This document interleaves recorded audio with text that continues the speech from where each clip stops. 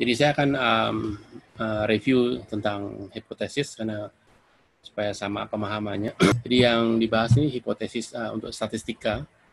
Di dalam statistika hipotesisnya itu sudah pasti gitu, jadi nggak berubah selamanya, tergantung metode statistikanya apa itu.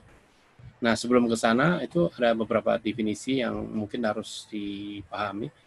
Jadi pertama-tama dalam statistika hipotesisnya itu selalu isinya tentang population parameter ini.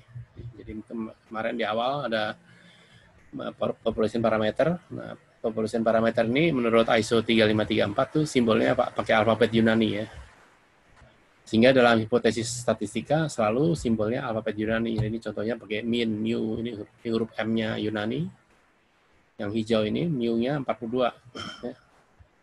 Jadi mu di sini adalah mean, tapi mean-nya mean populasi atau parameter.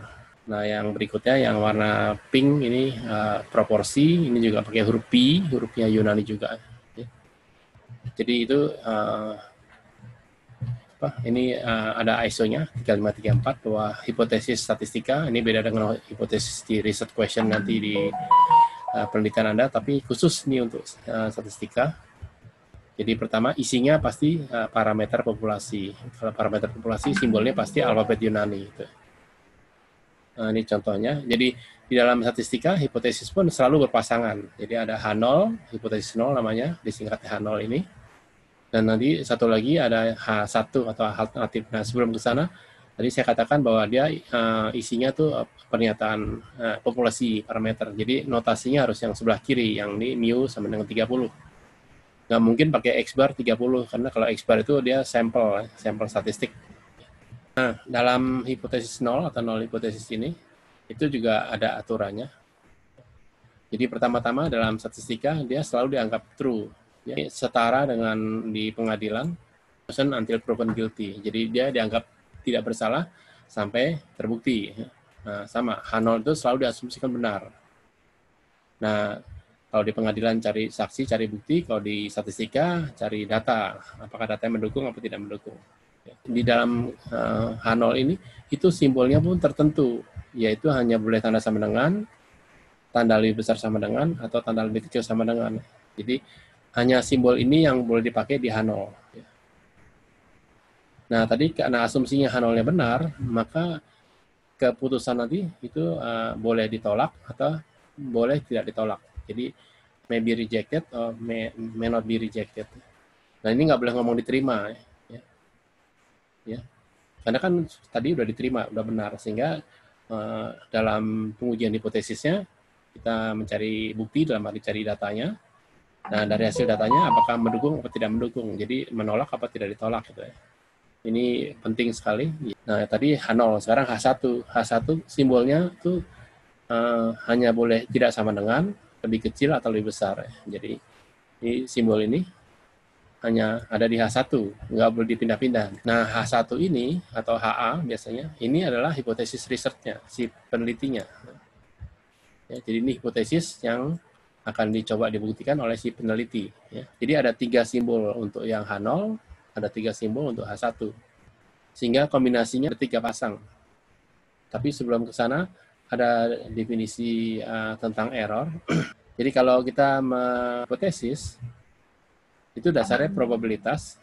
Jadi kalau kita menolak H0, ini rejecting H0 ini, tetapi H0-nya benar, berarti kita membuat error, membuat kesalahan.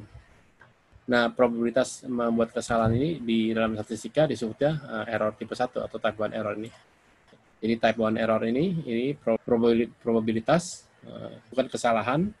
Dalam ini kesalahannya Anda menolak H0, padahal H0-nya benar. Jadi Anda menolak sesuatu yang benar. Nah, error tipe 1 ini disimbolkan dengan alpha. Klik letter alpha. Ya.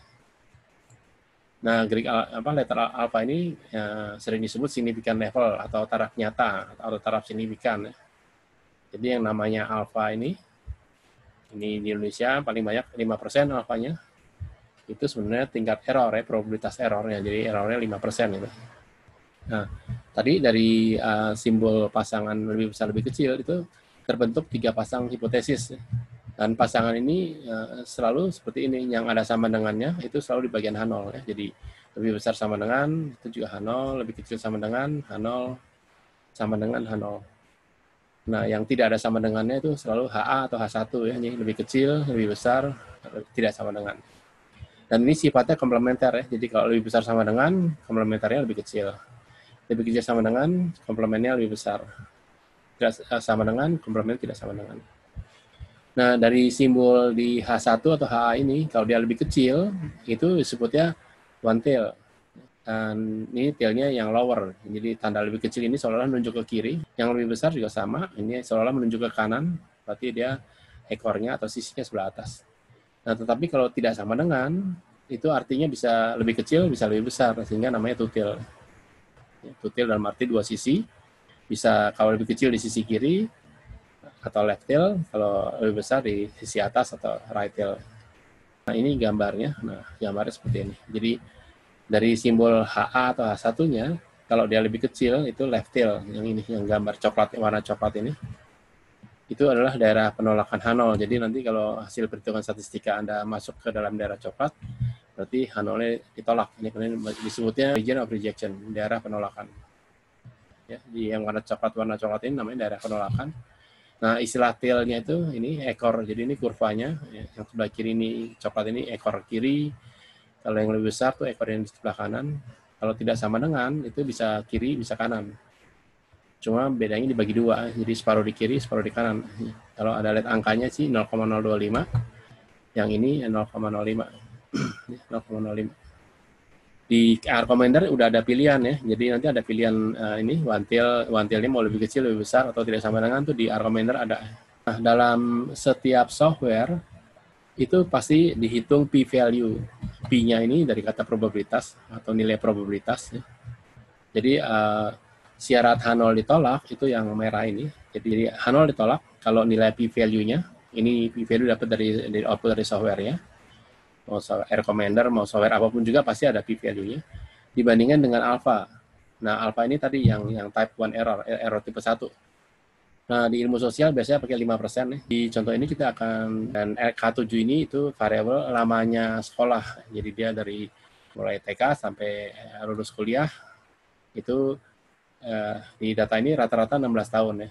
Kita ingin uji apakah dia 16 nolnya atau tidak 16. Jadi sama dengan 16 tahun atau tidak sama dengan 16. Nah, ini namanya two tail ya. Karena tidak sama dengan bisa lebih kecil, bisa lebih besar. Nah, itu di R Commander, itu di menu statistik, kemudian pilih means, kemudian pilih single sample.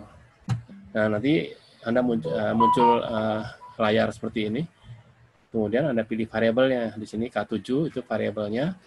Nah, ini pilihannya yang one tail, two tail. Ya. Jadi di sini ada tanda seru sama dengan, itu maksudnya sama dengan dicoret, tidak sama dengan. Ya, simbolnya tanda, karena mungkin di software-nya nggak bisa tulis tidak sama dengan, ditulisnya tanda seru sama dengan. Ya. Maksudnya dia tidak sama dengan. Terus ada lebih kecil, ada lebih besar. Nah, di soal tadi kita simbolnya tidak sama dengan, berarti dia two tail. Kita pilih yang atas. Kemudian tadi mau dibandingkan dengan angka 16, maka ini diisi 16. Ya. Kemudian klik OK. Nah, itu hasilnya seperti ini. Ya. Jadi ini dihitung, ini ada datanya K7, ini nilai t-testnya, minus 5, sekian. Kemudian ini degrees of freedom-nya, dan ini p-value-nya. Kecil sekali ya. Berarti kalau dibandingkan dengan alpha 0,05, dia H0 ditolak. Ya, ini penjelasannya. Jadi di sini kita dapat P-nya, ini dapat p-value-nya hampir 0, karena dia 0-nya tinggi. Ya. Jadi ini nilai p-value-nya jelas lebih kecil dari alpha, sehingga H0 ditolak. Dengan point and click, Anda bisa langsung dapat hasilnya. Nah, sekarang kita beralih ke dua sampel. Ya. Jadi ini datanya masih sama, data yang lamanya sekolah tadi, tetapi dikaitkan dengan jenis kelamin, ya. Male dan female. Dan di sini yang diuji juga two tail, jadi tidak sama dengan, tidak artinya hanya ingin lihat apakah ada perbedaan lama studi antara perempuan dan pria. Ini caranya sama, jadi klik statistik, means, kalau tadi single sample yang atas, sekarang yang independent sample. Kenapa independent? Ini kan dua kelompok yang independen ya, jadi pria dan perempuan itu kan dua kelompok yang terpisah, tidak berkaitan, sehingga dia independent sample. Ada click means, kemudian independent sample. Ini kalau diklik muncul layar seperti ini. Nah, di sini karena ada dua kelompok, maka yang kiri ini yang grupnya ini dalam ini jenis kelamin atau seks. Kemudian yang kotak, jadi yang kotak kirinya tuh grupnya, kelompok ini dalam kelompok jenis kelamin. Kemudian yang sebelah kanan tuh respon variabelnya dalam ini K7. K7 tadi sama dengan yang contoh single sample. Di sini namanya sekolah dari TK sampai kuliah. Nah, itu jadi di independent sample test ini ada menu data. Nanti ada menu option. Nah, ini kalau kita nggak klik dulu, tapi setelah pilih ini kita pindah ke option ini. Nah, ini sekarang di posisi option. Nah, di sini muncul two-tail, two-sided, atau lebih kecil atau lebih besar. Jadi ini yang two-tail, ini yang lower tail lebih kecil, ini upper tail. Nah, untuk t-test yang sampel independen ini sebenarnya ada dua rumus. Rumusnya yang satu ada assume equal variances, artinya variance tadi diasumsikan sama. Ada juga yang dianggap tidak sama. Ya. Ada dua rumus, yang ini rumus yang ini yang variansi dianggap sama. Ada satu lagi rumusnya yang ini, yang rumusnya ini unequal, tidak sama. Jadi intinya ada dua rumus untuk dites, sehingga di R-nya juga tadi ada pilihannya two-sided tidak. Jadi karena tadi hipotesisnya tidak sama dengan, kemudian kita asumsinya variansinya no, tidak sama. Kemudian kita pilih OK.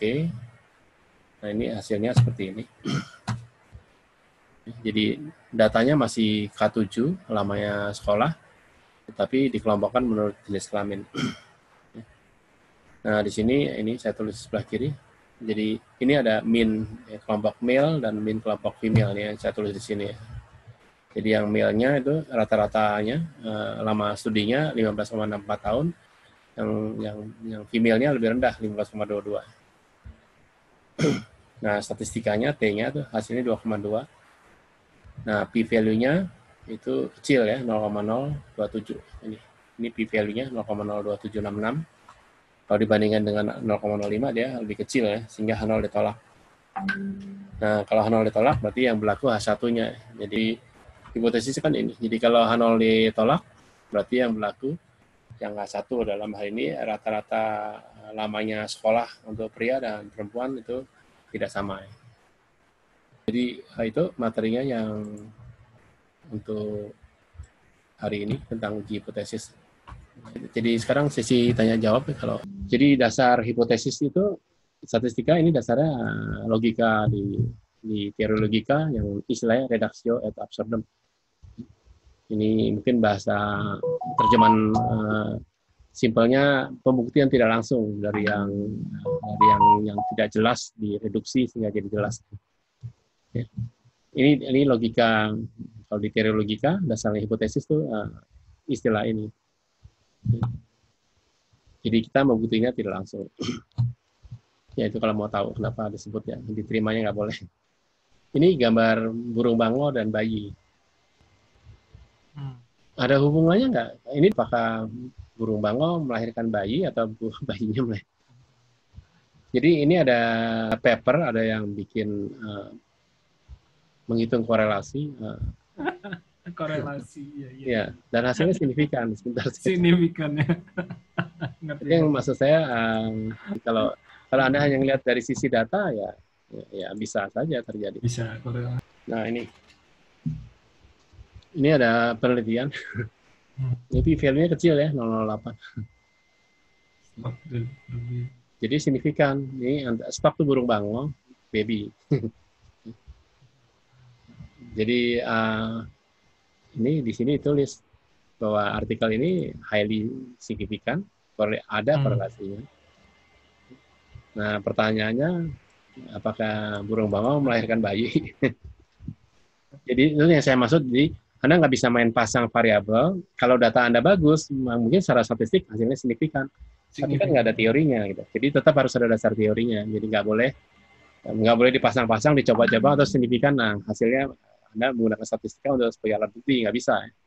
Tetap harus ada dasar teorinya bahwa memang seperti contoh di ini, apakah burung bangau melahirkan bayi kan enggak ya, meskipun datanya signifikan ya. Berhubungan. Jadi harus ada dasar teorinya juga. Jadi nggak bisa main pasang terus hasilnya signifikan ada nyatakan bahwa terbukti ya, nggak jalan gitu.